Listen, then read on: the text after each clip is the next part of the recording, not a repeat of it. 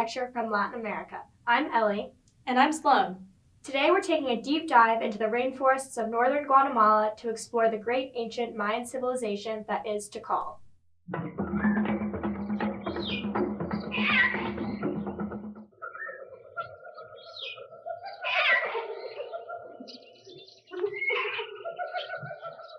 The historic Tikal ruins, that can now be visited by avid tourists, is believed to have once been the Mayan city of Yaxmutal.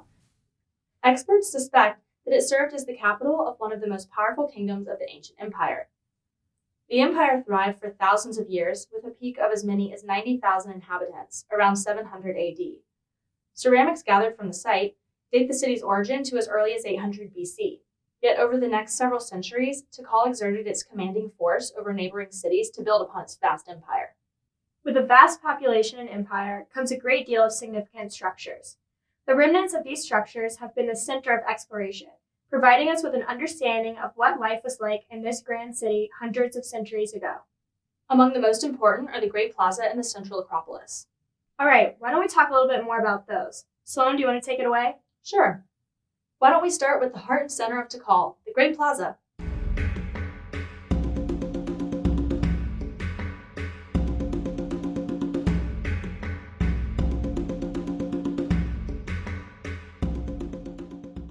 One of the interesting things I learned is that the Great Plaza is situated along a north-south axis, which the Maya believed to be the axis of their world. And this perception is supported by the advanced astronomical knowledge and accomplishments of the Maya, a field in which they are considered experts of their time. Yep, I'll be talking even more about their connection to astronomy later on. The plaza is bordered by four significant structures: temples 1 and 2 on the east and west sides respectively, the North Acropolis, which Ellie will talk about in just a bit, and the Central Acropolis, which I'll cover in more detail later on as well.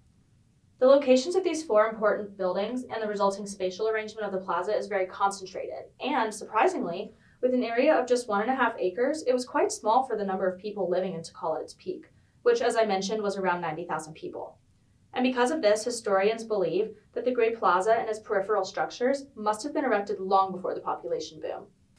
But regardless of its meager size, the Great Plaza achieves a feeling of grandeur due to the massive structures that decorate the perimeter. Each of the four structures exceeds 200 feet in height, and with the well-defined space created by their arrangement, one can imagine how this area of Tikal was once a bustling social and ceremonial space in its heyday.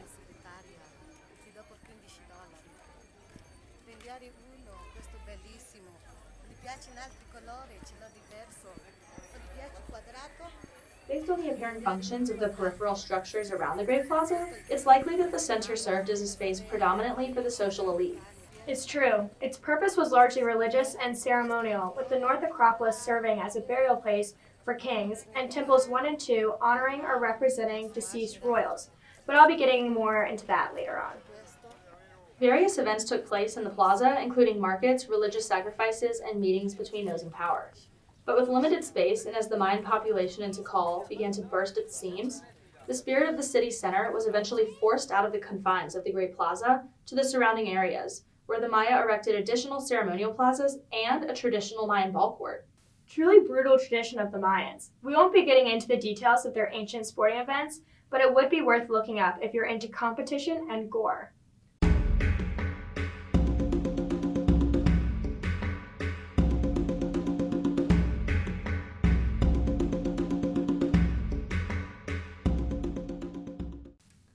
Ellie, why don't we shift gears now and start talking about what resides around the Great Plaza? I know you've done some really interesting research on the North Acropolis. Yeah, definitely. Just to the north of the Great Plaza sits the North Acropolis, an impressive collection of temples and platforms that served as the royal burial ground for the rulers of Tikal. This was a particularly sacred space for those who lived in Tikal, and over the years it grew to consist of as many as 100 temples and sacred structures. With each construction, these temples grew larger and taller to honor each ruler. We have to note that the North Acropolis is one of the oldest structures found in the Tikal site, dating back to 800 BC. But the North Acropolis remained a constant and major focus of architectural growth in the city. To honor the elite, it was a self-contained cosmogram that coordinated with the world directions, maintaining a robust north-south axis for the ritual importance of burial. The North Acropolis also sat upon one of the highest points within the Tikal site. Do you think that adds an additional sacred element to the North Acropolis? Actually, yes. Historians believe that even before the construction of the temples, the area held significant meaning due to the respect for sacred hills in the Maya cosmic belief system. Also related to the gods and honoring the Maya cosmic belief system, the temples of the North Acropolis boasted large masks that flanked the stairs and related specific mythological connections to the gods. The sacredness of the North Acropolis bears honor to the burials of the city's elite that are found beneath the small temple structures. Tikal's rulers were laid to rest in vaulted tomb chambers within the North Acropolis temples. It can be hard to decipher from the remains exactly who these rulers were, but the discovery of elegant ceramics, jade ornaments, and other objects made of shell, bone, and pearl allude to their significance in the city. Stelae and altars that lie within the North Acropolis also provide evidence to these people's significance. These stelae and altars recorded transcendental events in their lives. Can we talk a little bit more about those too? Yeah, I want to touch on Stela 31. It's even considered to be perhaps the single most important historical text recovered from the Tikal site.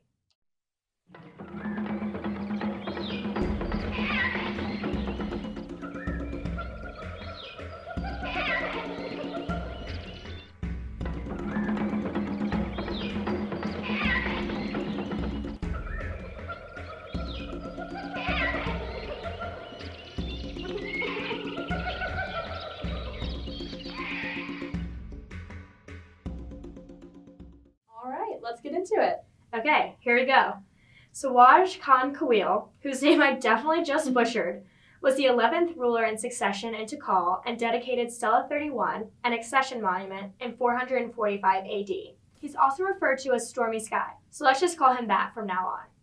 Stormy Sky's reign is most noted for the creation of this stela. It displays his own depiction and a portrait of his father, First Crocodile, on its front. The opposite side boasts an informative text that provides a glance back at Tikal's early political history leading up to his rule. This time period consisted of approximately 165 years and 11 rulers, and consequently, the text on Stela 31's rear could not describe its entire lineage. Hundreds of deep analyses have been conducted on this text, but with age and deterioration, pieces of the story are difficult to make out. These text inscriptions, as well as those of Stormy Sky and First Crocodile's portraits on the front side, were carved into the large rectangular piece of limestone that is Stela 31. Stela 31 is between 4.5 and 5 meters in height, or approximately 15 feet. This is an incredible height when we compare it to the famed basketball player, Shaquille O'Neal, known for his grand and abnormal height. Oh snap, that thing must be massive. You're right, it is definitely big. But the text inscribed in Stela 31 is in perfectly squared hieroglyphs. However, it is nearly impossible for laymen, like ourselves, to decipher this grandiose writing style. So we'll just leave that to the experts and trust their account of this vast history of the city. We won't go into more detail of this history for now, but this is another interesting aspect of Tikal's history that we encourage you to research. If we turn to the front side of Stela 31, we see a remarkably intact carving of Stormy Sky and his father, First Crocodile. Observers can see the center figure, Stormy Sky, holding up a headdress to pay homage to his famous father following his death in 420 AD. This depiction shows the two rulers' importance and great influence over the city of Tikal at its peak.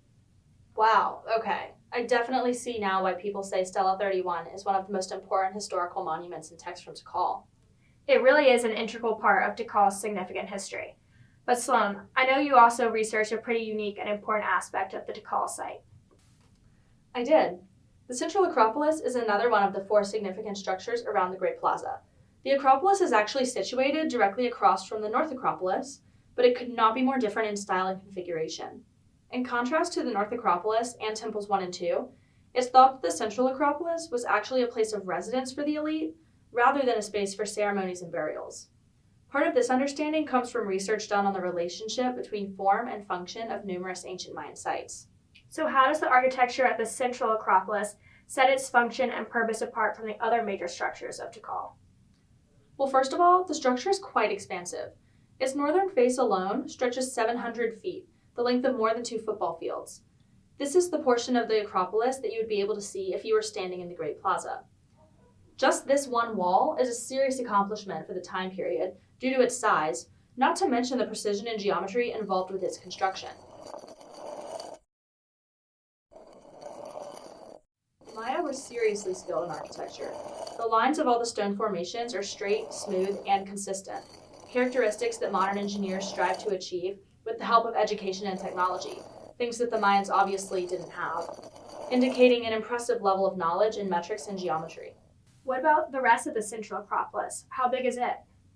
It extends eastward and back away from the Great Plaza, where it amasses an area of nearly 4 acres, which is almost double the size of the North Acropolis. It's also noticeably lower in stature than the North Acropolis and Temples 1 and 2, which are all at least 20 stories tall.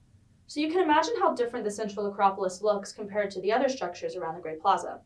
And what really gives it away as a place of residence is that the Acropolis isn't just a single structure. It's really a collection of separate rooms or groups of rooms separated by courtyards. There are actually 6 courtyards spread throughout about 3 dozen chambers.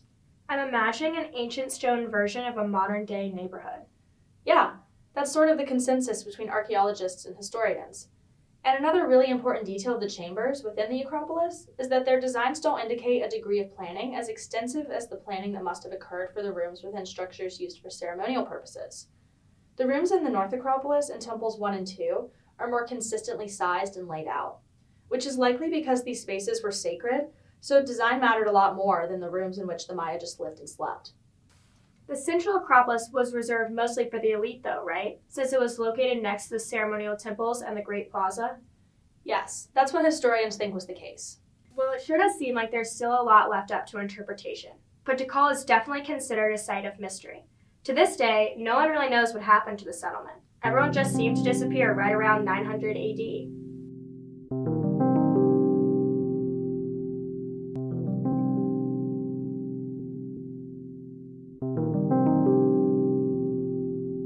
Yep, it definitely is mysterious, but there's no doubt about the power that Tikal had over the Mayan civilization. And with advancements in technology and further excavations and studies, who knows what we'll be able to uncover about Tikal and other ancient settlements. I look forward to finding out. Well, I think we've covered everything we planned. Between the Great Plaza, the North Acropolis and Cella 31, and the Central Acropolis, that's a lot of information. Yeah, I think that's all for today. Thank you so much for listening, and we hope you tune in for our next exploration. This podcast is brought to you by Dr. Nikki Moore's Latin American Art and Architecture course at Wake Forest University. This is part of a series on what we studied in our course this semester. Thank you to Dr. Moore for the opportunity to dive deep into the exploration of the Tikal ruins.